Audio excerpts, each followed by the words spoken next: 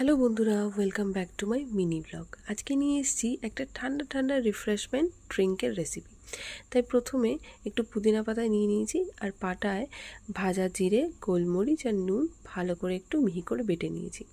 এবার একটা গ্লাসের মধ্যে ওই ভাজা মশলা 1 চামচ দিয়ে তার মধ্যে একটু লেবুর রস দিয়ে আর একটু কুচনো পুদিনা পাতা দিয়ে জাস্ট গন্ধটা এনহ্যান্স হওয়ার জন্য তার মধ্যে দিয়ে দিয়েছি একটু বিট লবণ।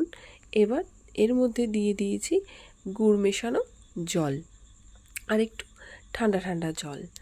এবার দুটো একসঙ্গে ভালো করে মিক্সড করে নিয়ে এবার তার মধ্যে দিয়ে দিয়েছি একটু বরফ কুচি। এবার একটু ভালো করে মিক্সড করে নিলে পরে রেডি আমাদের এই ঠান্ডা ঠান্ডা রিফ্রেশমেন্ট ড্রিঙ্ক।